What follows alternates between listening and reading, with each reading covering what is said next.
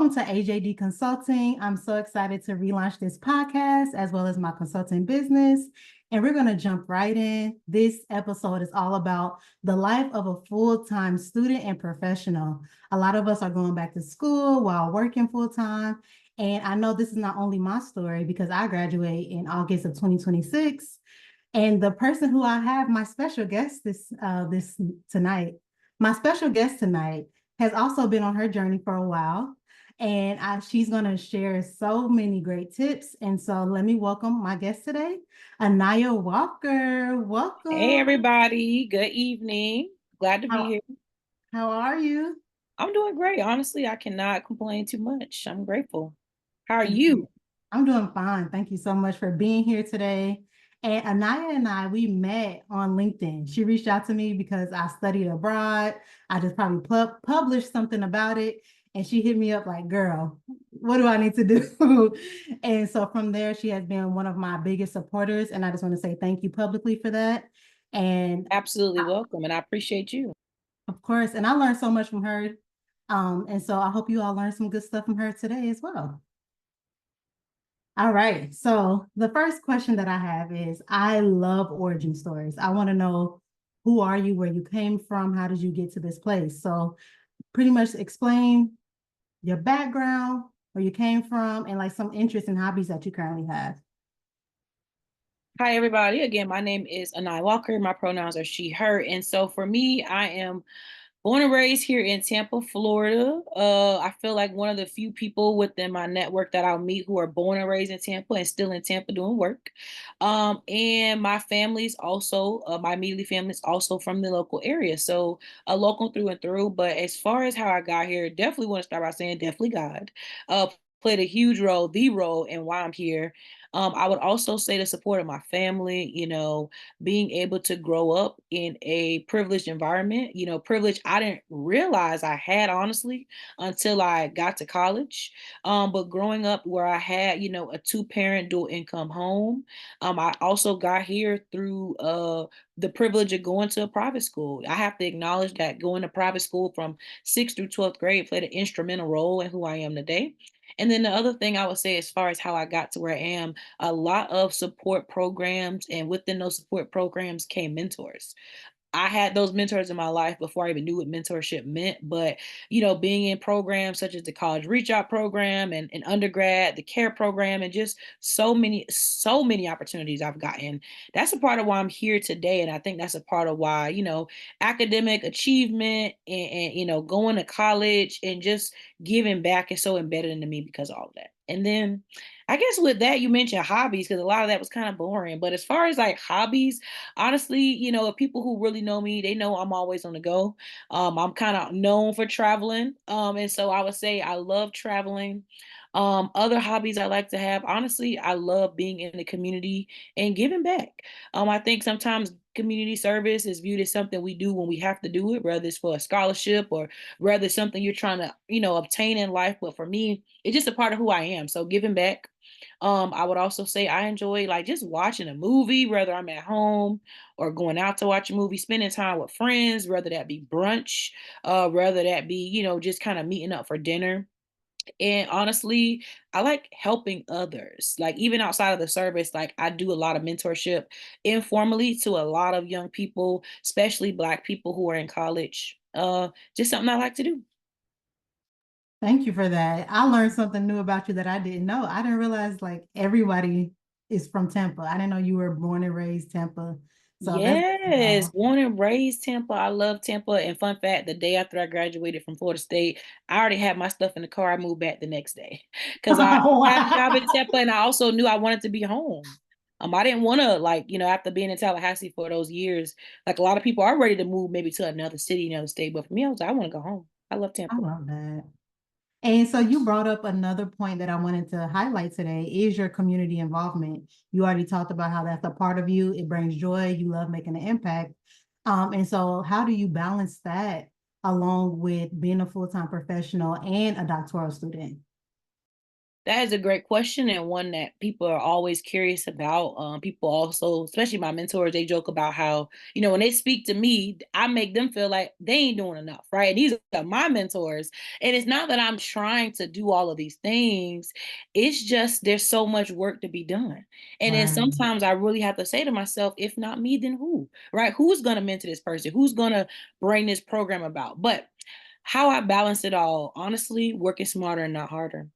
I would Mm. highly recommend, especially for those of you, in a doctoral program who also desire to be invested in other spaces in life, whether it's your local community, whether it's organizations, working smarter, not harder. So if you can find, community organizations whose mission and whose work and whose programs align with your interests, right? Your research interests, things you're passionate about, whether it's you're into fitness, wellness, right? Beauty, fashion, whatever your niche is, there are so many organizations in our backyard in Tampa who cater to that, whose mission is to support that community. So if you can get involved there, then what you're going to be able to do is bring your expertise to these organizations and be valued with them. But you're also not kind of, I guess you could say, taking on a whole different hat, right? Like with the background in education, for example, the organizations I've been involved with have been focused on education in some capacity, right? Whether it's an education committee or just a completely organization that's based on education. With my background in education, it aligns seamlessly, right? Rather than feeling like, with my background in physics, I'm now trying to step into all these organizations that might be all about dance. And it's cool if you can dance too, but when we're talking about balancing. And so with the piece of the doctoral program, the other way, in an ideal situation, your research would also align with all of that. So again, for example, my research in my doctoral program is looking at how Black women in doctoral programs at PWIs prepare for tenure track positions. And so, as someone who's also been a part of community service organizations that are all about enhancing the potential of Black women and girls. And so, in that aspect, and then even outside of that, just the work I do, a part of one of my roles in my position in higher ed is overseeing a support space for women of color. So I feel like I'm privileged to be able to say, I've been able to balance it all by having a career path, by having not only just a degree program, but actually my research align with the organizations that I'm involved with. I love that. You really highlighted an important part of being strategic, right? And Absolutely. you said something earlier that made me laugh of like people may feel like they're not doing enough. I understand that because I get that all the time. People are like, you're doing this, and then how do you balance it all? And I think you put it into great words because I haven't been able to articulate it yet. But what you said really resonated with me. So thank you for that nugget. And You're since you already welcome. started talking about your doctoral program, can you talk about what else inspired you to pursue a doctoral program and your research of in your research topic? Yeah. And so I didn't mention this earlier, but I am a first generation college student. So neither of my parents have a bachelor's degree. And I was also the first in my family to get a master's. And then soon, very, very soon, the first to get a doctorate. And all that to say, yes, that might sound like a huge accomplishment because it is. It's also a huge burden sometimes of what it feels like. It's a huge weight on your shoulders. It's also the reality. And so for me, a part of what inspired it is a couple things. I think especially not even knowing what higher education was in undergrad. Typical higher ed professional, we didn't know what we were getting into. But you step into these spaces, especially as a young Black professional with a freshly earned bachelor's degree that you're already so proud about because you're first gen and right, this is the thing that they said you're supposed to do.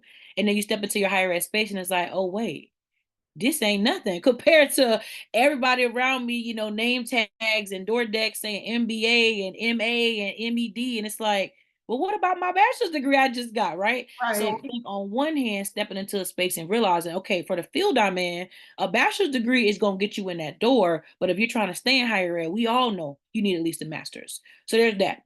The other piece of that is I actually did in one of my previous roles of where I'm employed, I was able to teach a part-time role, working with college students in a different capacity. So had already been a staff member for several years, but then being able to kind of step into a classroom space, even as an adjunct, it definitely opened up my eyes to some more, I guess you could say, skills that I have.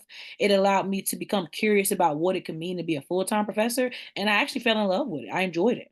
I even went into undergrad as an education major. Even though I changed it a couple times, it always centered education because I wanted to teach. So I think getting a chance to teach and realizing quickly that, oh, if I do want to do this full time, I need a doctorate, right? Also, again, like I said, seeing colleagues around me who have advanced degrees. And really what did it is, as I started to get, I would say, invested in higher ed, right? So getting involved with with NASPA, presenting at conferences and really putting myself out there as a higher ed professional, I started to pay attention to what the women around me who look like me, as far as their credentials, what do they have? And what I realized quickly, the Black women in higher ed that were doing the things that I could see myself doing and making the kind of splash I wanted to make, they had doctorates. So I had a decision to make. And that was either you're going to have to figure out a way to remain happy in higher ed with the level of education you have, or you're going to have to go back to school. And so all that to say, what another push for me was a part of NASPA. Keep saying NASPA, shout out to them. When I went to the African American Women's Summit, I think in 2022, with NASPA, and I was a part of their annual conference. And it is a great pre-con that I would recommend for any Black woman in higher ed if you get an opportunity to participate. Being in that room, I mean, with hundreds of Black women, and then when we were doing our intros, hearing all these Black women say they have doctorate, right? Dr. Jones, Dr. Smith, and I was just like in awe. And then in that moment, I realized, like, okay, I can do this. Like, so all that to say, I did my research, I scoped out the scenery, and I realized that, okay, if I want to stay not just where I am, but if I want to grow in this field, a doctorate is necessary.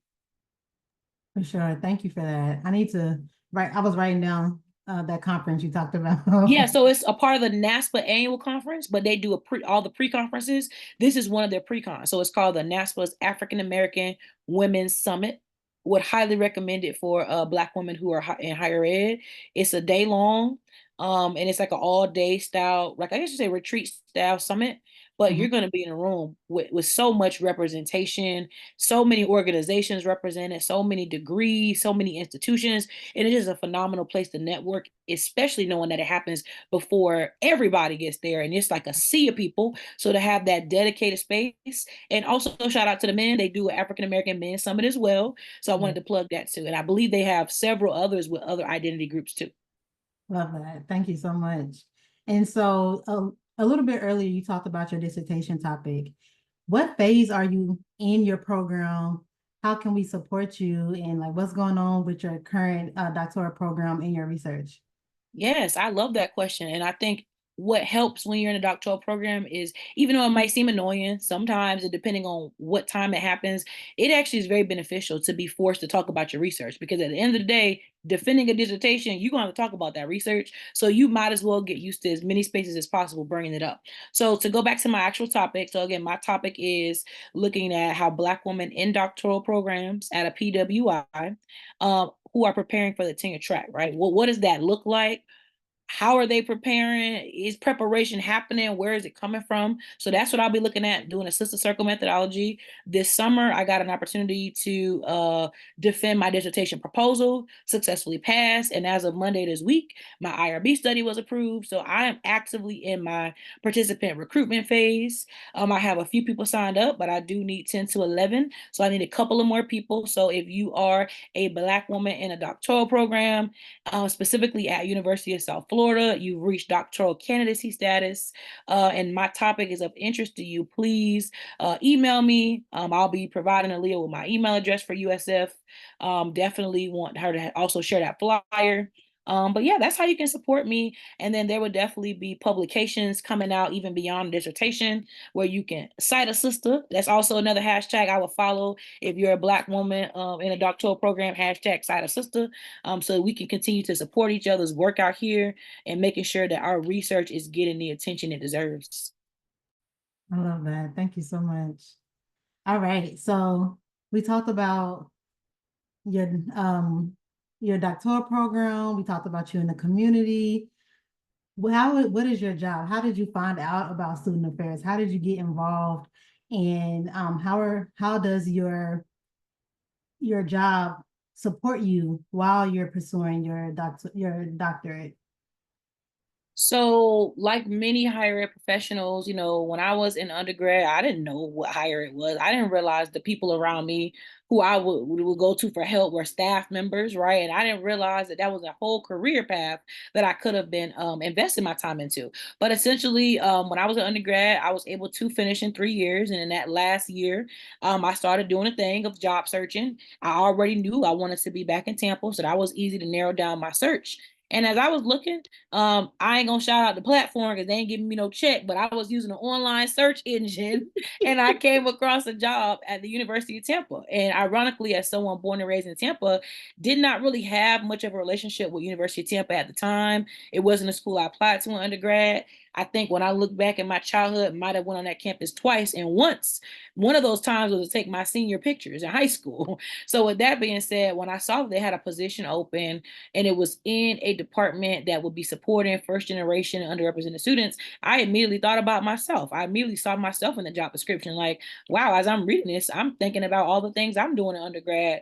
And that's a lot of what they're going to require me to do, right? I had to go to meetings and I had to go to workshops and programs. And I was like, okay.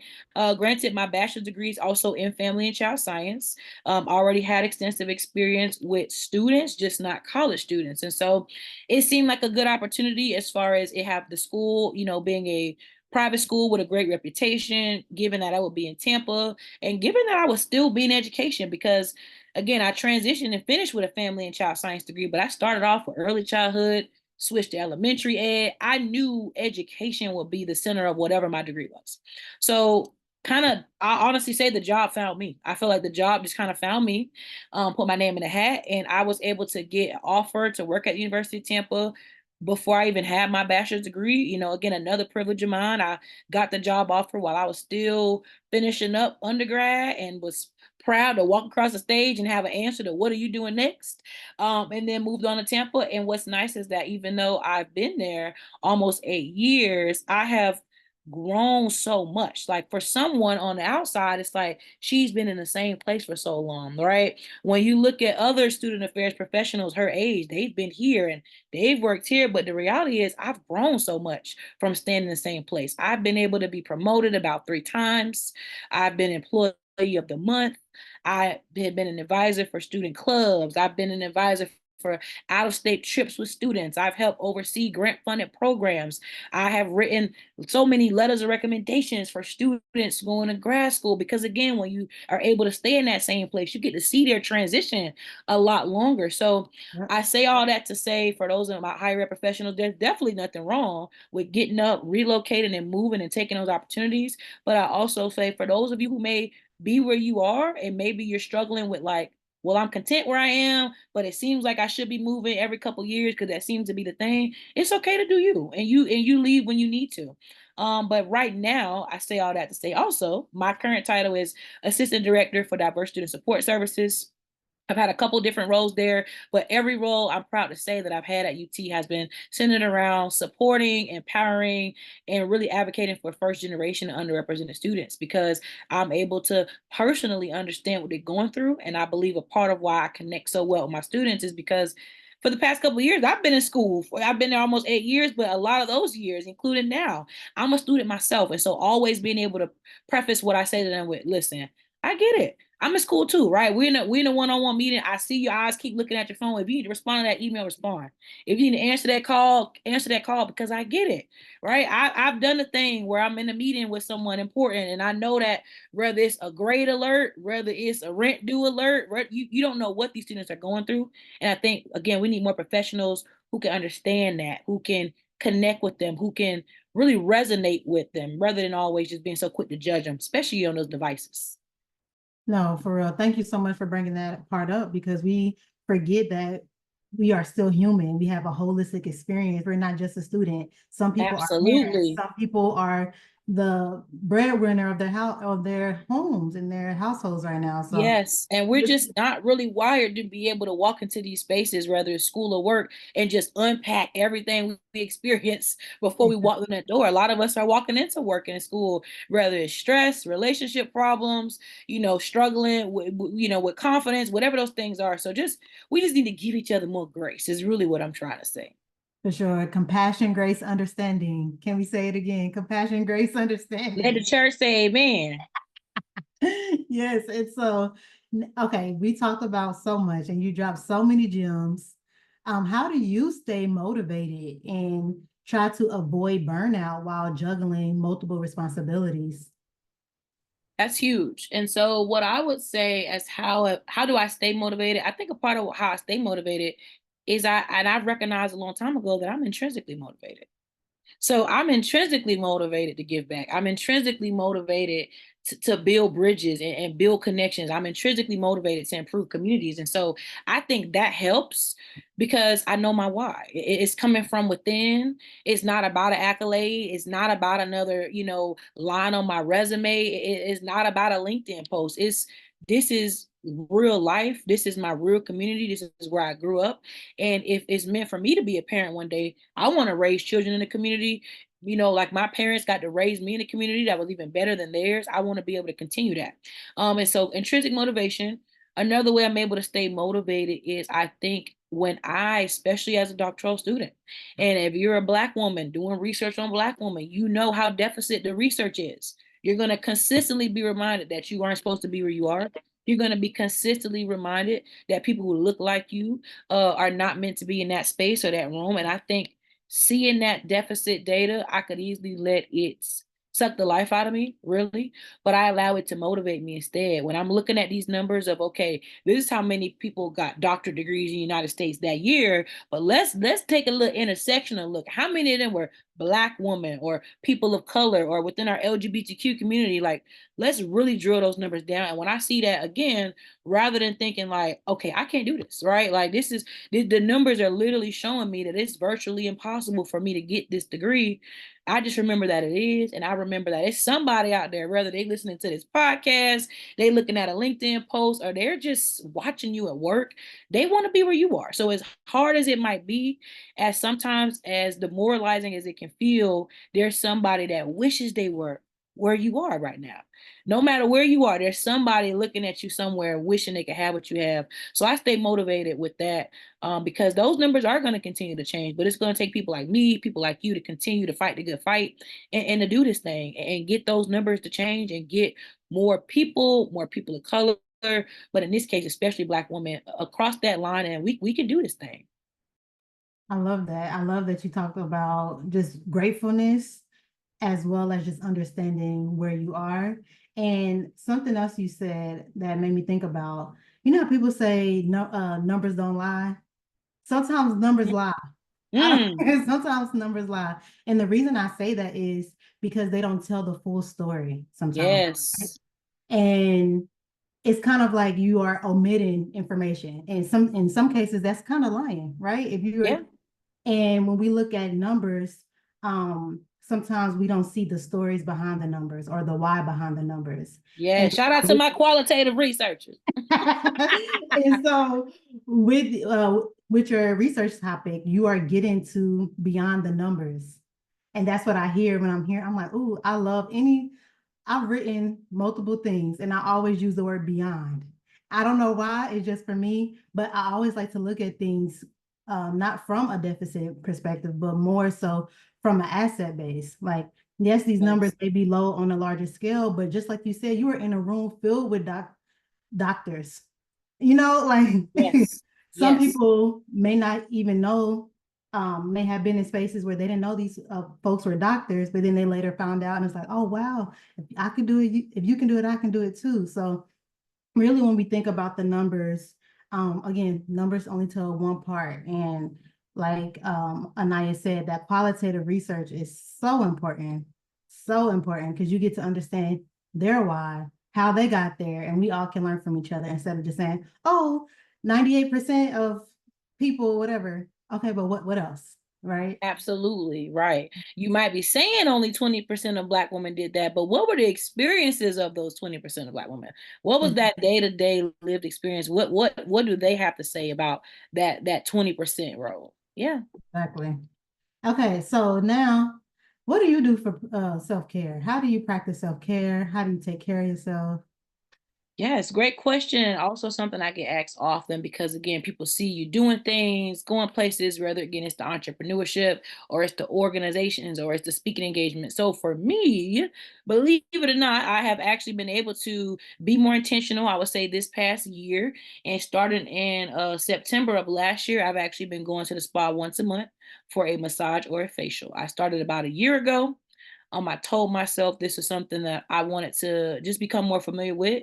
I did not grow up with having a Black mom that I saw go to a spa. I did not grow up hearing my mom say she was going to a spa. And then I think about my mom's experience. That is also not something I grew up seeing my grandma do or experience. And so, really, I think when we hear generational wealth, we always think money. But I think, again, like we got to look holistically. There's so many ways because health is wealth.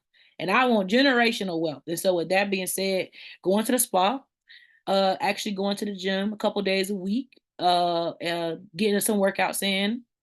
And again, I've been more intentional about that this particular year. I think maybe because I'm team Apple Watch now, but I feel like whatever gonna motivate you to get in there and get moving. I would also say, as far as self-care, having mentors, because with all that I'm saying on this podcast, this is a lot of stuff. The school, the orgs, the career and professional development becomes a lot, but you got to talk to somebody. So no, I don't have a therapist, which I know a lot of people do have as far as self-care, and I'm all for that.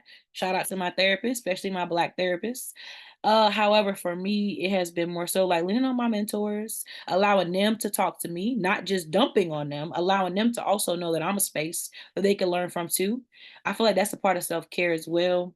And then another way I would say I practice self-care is by saying no. Ironically, I think I'm gonna Say that keep saying again. this, but especially as Black women, I think we're so inclined to always say yes. We're so inclined to always put the cape on, to roll the red carpet out, to pull the umbrella out so other people don't get wet, but we soaked. So with that being said, saying no.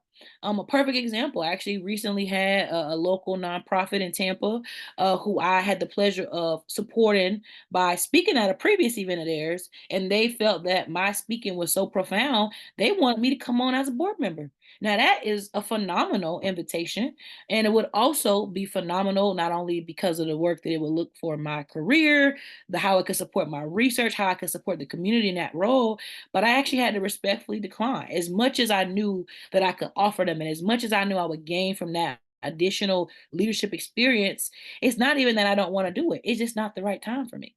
And so, a part of what I do in higher ed with my students when I'm talking around things like time management, which can be such a cliche thing and such a facade when you don't get specific, really being able to look at what are the things that I need to do right now. And the way I determine that is urgent and it's important. What are those things that I can delegate? These are the things that are important. They're just not urgent. What are those things that I can plan to do because they are important, right? And then what are those things I can eliminate? Because the reality is everything ain't urgent and important. What can you delegate to other people? Whether it's classmates, somebody else in that group project, a roommate, a spouse, right? Can you fold the clothes and put them away so I can do something else? And then what can you plan to do, right? Do you have to, for example, maybe you have 400 pages of reading to do. Do you have to read it all in this sitting or can you plan? Can you do a little bit at a time and break it out in chunks? And then my favorite part of that is elimination. What are those things we just need to stop doing? Whatever that may look like, right? Now, if things like, social media downtime is a part of your self-care, then don't delete your apps, right? But if you also feel that you've invested too much time on social media and it's preventing you from being productive and you finding yourself, you're not writing your paper no more because you looking at TikTok. Maybe you do need to delete something or step away. But we have to know that. Saying no. Saying no. And it was hard for me to do that because again, I'm just not wired to do that, especially when it's something that's positive or beneficial. Why would I say no, right? But I have to because for me, graduation is on the horizon, right? I'm right now, fingers crossed, expected to be out of the jam this year. I cannot take on anything else that would prevent me from doing that. And I would actually rather tell them I cannot commit to this now than to say yes and get what a lot of people unfortunately experience in the organization is where's she at? Right? Like we ain't hearing from her, she ain't responding, she done deleted the group meet, right? She done went ghost. But it's just because she bit off more than she could chew. It is much easier to say, no, not right now. And then later see, you know what? I have a little bit more time than I thought. Is it too late to apply for that role? As opposed to the opposite, which is especially with our small nonprofits, right? Saying you're going to commit to something and not doing it. So that is a part of self-care. You got to say no sometimes. No, thank you for that. You definitely touched on the point of not overcommitting yourself because I rather under promise and over deliver. Yes, absolutely. I'd rather say I cannot be a board member, but I will show up in how I can. And I'm Right. sure they'd rather see some of you than none of you. And so again, just kind of finding that middle ground. But sometimes it's no middle ground. It's just it's no. Unfortunately, no. But guess what I can do? I can recommend some other Black women I know for that. Whether it's, let's say again, somebody wants you to take on another article. You have enough writing projects. You need to be writing your dissertation. Why are you agreeing to do all this other stuff?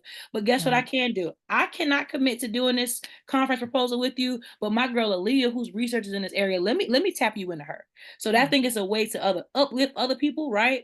Sometimes what we saying, at least in my roles in higher ed, like a yes, no, right? If I gotta tell this student no, is there something you can say yes to, right? Like well, unfortunately, because we close in an hour, we can't do that. But I can give you this information so when you come back tomorrow, we can get taken care of. I love that. And so many parts of our lives, there's always a binary, like one or the other. And there's so much gray and so much things in between. And I hope that we tap into that a little bit more. And okay, I had to take notes because the way you broke down Listen, class is in session.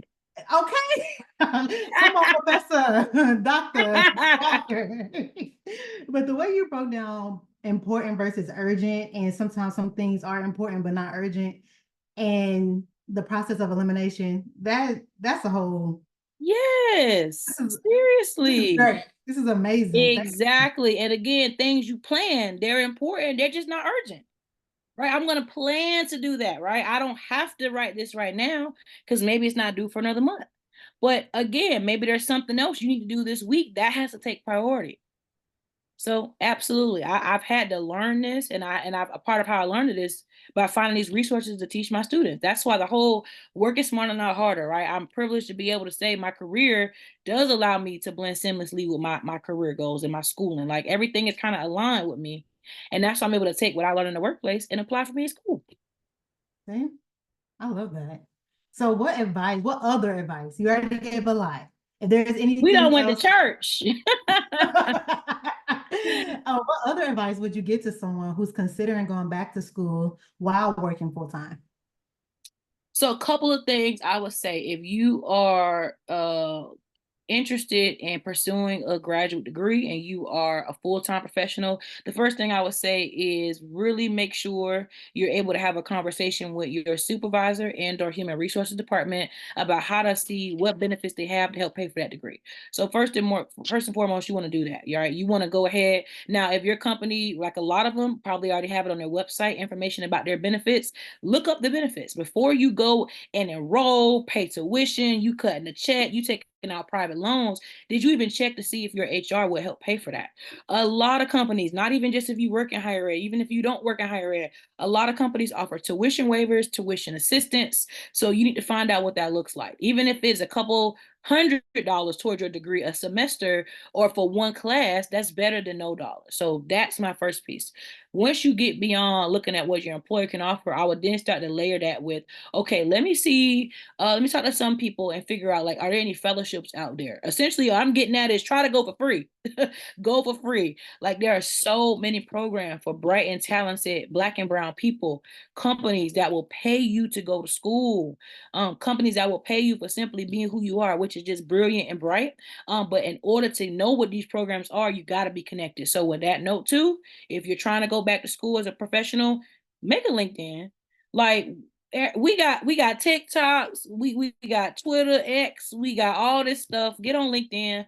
There are so many people out there. What I will be doing is following the schools I'm thinking about applying to. I would be like, I connected with Aaliyah because I saw that she had experienced something that I was about to experience, connecting with people who are in grad schools and have graduated from programs you want to go to, not being afraid to reach out and ask questions, because whether it's a 2-year master's program or a 5-year doctoral program, grad school is a big commitment.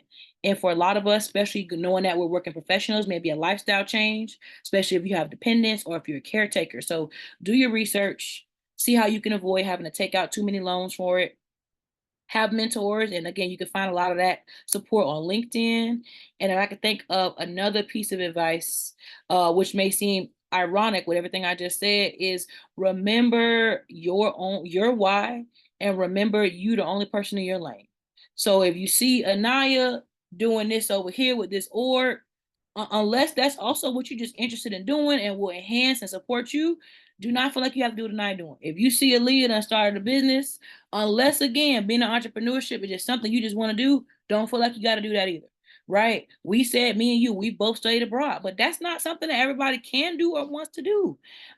When you are out at these conferences and getting to know people, it's hard to sometimes turn it off, because it's like, dang, I just talked to so and so, they done went back to school, and I talked to so and so, and they interviewing over here, and I done been in my job this many years, and it's so easy to get caught up in all of that. But just remember your why. Remember why you're doing this. Remember you're the only person in your lane, and it's okay. Like, as long as we continue to uplift each other, help each other, it's money enough for everybody to eat. That's why I'm always trying to give back, tell people about these programs. I've had so many opportunities, fellowships, and all these extra resources that have pushed me along. So just know I'm not here just because I'm smart. I'm here because a lot of people are standing behind me and helping me. And I also feel like I am where I am because I continue to push forward and help others. Yes, ma'am. I love those advice that you gave. And yeah, I don't know if y'all learned anything, because I learned a lot. I just started my second year in my Shout out doctoral to you. program. Thank you. And I'm like, okay, this is something I need to do a little bit more. I feel like I do a great job at a lot of things, but there's things that I want to tweak a little bit. And I love that you talk about being in your own lane. That's super duper important. I have an upcoming book and I'm writing about that too. So when you said that, I said, oh, we're in alignment. Yes, go ahead, plug the book. When can we, is this when we can expect the book? Go ahead, do a little commercial break. Soon. That's all. It's in the editing Like process soon. stages. It's in the editing stages right now. We love that. Keep So us posted. hopefully before the new year. That's the goal. Before 2025 That for sounds sure. So amazing. fingers crossed with Hashtag Cider Sister. that. You know it. Thank you. Okay, so to wrap us up, where do you see yourself in the next 5 years, professionally and personally? What's going on? You know the simplest answer to that? The top. Oh, okay. With a period at the end. The top. But guess what I also see up there? I Well, ain't up there by myself. I ain't up there by myself. So I see myself at the top, but I also see myself aligned with just so many amazing people I've met along the way, from you, from school, from programs I've been in the community. Like, I see myself at the top, but I also know I will not be up there alone. And so I'm excited to see what that looks like. But it's only up from here, y'all. and I definitely agree with that. Is there anything else you would like to share before we wrap up today's conversation? Yes, I would actually say, because I've mentioned the words like fellowship and scholarship and program a lot. And again, I keep reiterating that I love to share my knowledge. So I will say I'm going to plug my LinkedIn. Go ahead and look me up on LinkedIn, because if you follow me on LinkedIn, you know nonstop sharing. Aaliyah will tell you, she's shaking her head. Scholarship, Yes, yes. fellowships, internships. And these are not just necessarily Grants. for undergrad. A lot of these programs I share are for graduate students, are for Black women. And I do that because I need people to know there is stuff out here. Because my thing is, whether it's an internship or job, whatever it is, if Aaliyah may not be eligible or interested in it, she might know somebody. And that person might know somebody, right? And now it done reached you and you ain't even on LinkedIn. That's just how the power of information and community works. So again, Anayah Walker on LinkedIn. I'm very active, and I also give a lot of talks about how to utilize LinkedIn personally and professionally, not even just at my institution, but a lot of different people invite me out to speak about it because I really do feel like networking is one of those areas I feel very confident in. And I also recognize that networking is hard and it's not something that, like, again, I think in college they tell us a lot of you need to network, but people don't always show you what that looks like. And so I like to do a lot of presentations and kind of demonstrating how I utilize my LinkedIn to kind of show people what I do. Love that. Anayah, again, thank you so much for being here. No problem. I appreciate you thinking about me. Yes. Always. Yes, and best of luck to your writing, to your businesses, year 2 of your doctoral program. I know you're going to kill it, and I'm hoping this is my last semester. It will. But we doing it. So again, if you want to be in my study, email me. And Aaliyah, again, thank you for the great opportunities, and I look forward to seeing who you bring on here next. Thank you so much, y'all. Thank y'all for listening to AJD Consultant Podcast. There was a lot of takeaways today. Please share in the comments at ajd.consultant on Instagram. Share what something you learned, your favorite thing. And I just want to say, Anayah, again, thank you so much. Please stay tuned for future episodes, and I'll talk to y'all later. Bye. All right. Good night, y'all. Bye. Thank you.